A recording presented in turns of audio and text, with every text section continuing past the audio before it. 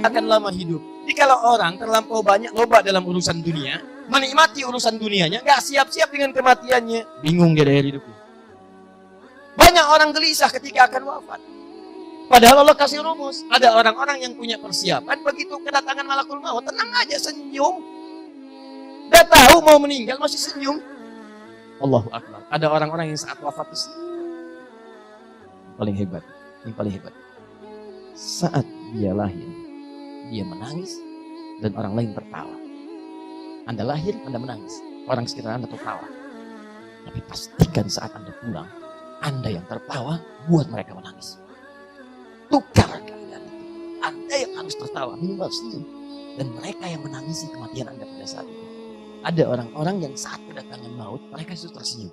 Senyum, ada yang tertawa, ada yang bahkan persiapan, ada yang bahkan bersegera untuk merindukan bertemu dengan Rabbnya.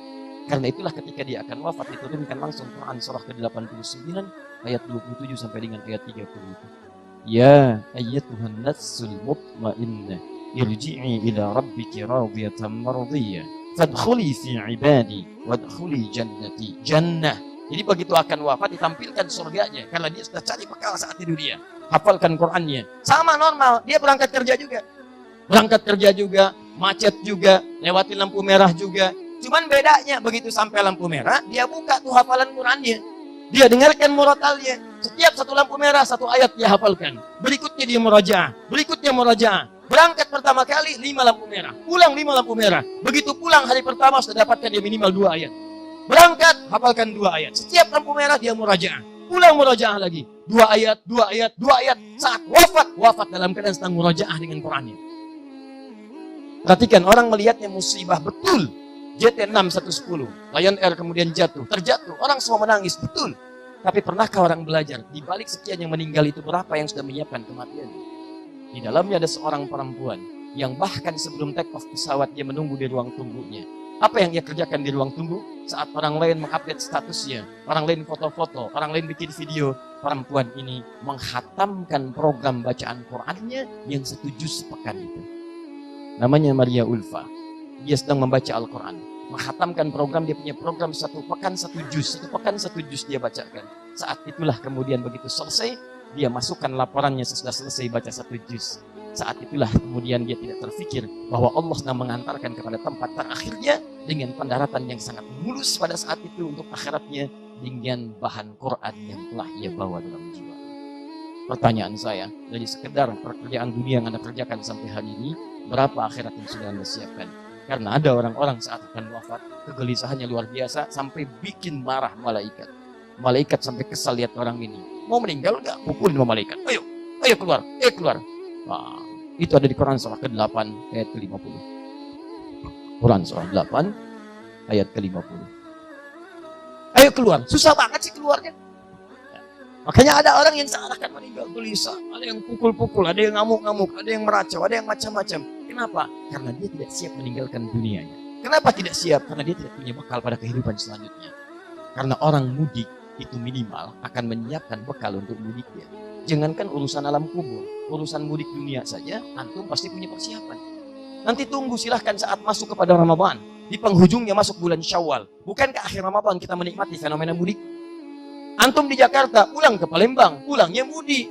Kapan bisa mudik? Saat ada bekal. Rata-rata orang kalau nggak punya bekal, nggak mau mudik. Saya pernah tanya, kenapa antum nggak mudik? Nggak ada uang, Ustaz. Nggak ada uang.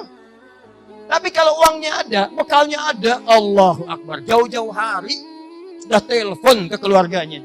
Aku pulangnya tahun ini, siapkan dia? Siap.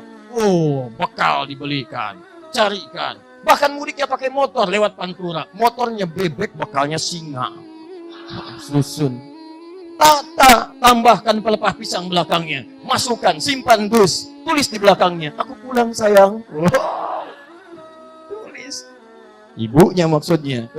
Di jalan, nyampe ke rumahnya. Dan saat dia datang, tahu orang yang kemudian akan dikunjungi. Orang rumah tahu ada yang mau pulang. Ketika pulang bawa bekal, disambut. Orang pulang bawa bekal itu pasti disambut. Silahkan, rumahnya dicat, tampilannya indah, tunggu di depan, hidangan semua dihidangkan. Masya Allah, makanan yang tidak ada pun ada. Cuman 1 Syawal ketika mudik, ada satu tempat kue, luarnya kongwan, dalamnya orang ginang.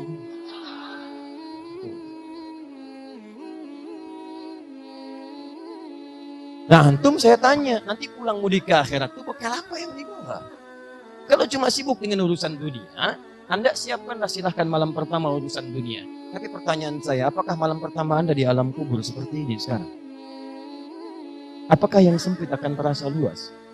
Atau bahkan lebih menyempit dari apa yang tidak Anda bayangkan sebelumnya? Maka bertakwalah kepada Allah Subhanahu wa Ta'ala sebelum hari itu tiba. Saat tidak ada seorang pun bisa menemani Anda, semua akan kembali kecuali amal soleh Anda yang menemani Anda sampai dengan Anda bangkit menghadap kepada Allah Subhanahu wa Ta'ala. Dan saat itulah di penghujung hayat Anda, dia akan datang seperti kebiasaan Anda. Maka orang yang terbiasa beramal soleh, maka dia akan wafat dalam keadaan amal solehnya.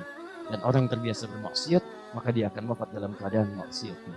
Karena itu saya sering katakan, kalau Anda sedang berpikir berbuat maksiat, segera renungkan pada saat itu, bagaimana kalau Anda diwafatkan seketika. Jadi kalau Anda pulang nanti, kemudian mulai bekerja esok-esok hari, di kantor ada yang menawarkan maksiat, proyek yang tidak wajar, tanda tangan yang tidak jelas, bayangkan bagaimana kalau saya saat tanda tangan, saya diwafatkan oleh Allah Subhanahu wa Ta'ala. Kalau Anda sedang berada transaksi jual beli, tiba-tiba berlaku ingin curang dalam jual belinya, bayangkan saat mengurangi timbangan itu, Anda diwafatkan oleh Allah Subhanahu wa Ta'ala. Kalau sudah seperti itu, indah kehidupan. Istri saat akan misalnya mengelak dari perintah suami, atau sekedar misalnya hal-hal yang tidak baik, melanggar perintah-perintah suami pada yang baik-baik, bayangkan saat diwafatkan oleh Allah, sedangkan Anda tidak mendapatkan ridha dari suaminya. Suami saat akan bermaksiat kepada istri di belakangnya, di kantornya, di luar rumahnya, bayangkan ketika itu Anda diwafatkan oleh Allah Subhanahu wa Ta'ala, sedangkan Anda mendapati amanah yang ada di rumahnya. Jadi kalau sudah seperti itu, indah kehidupan.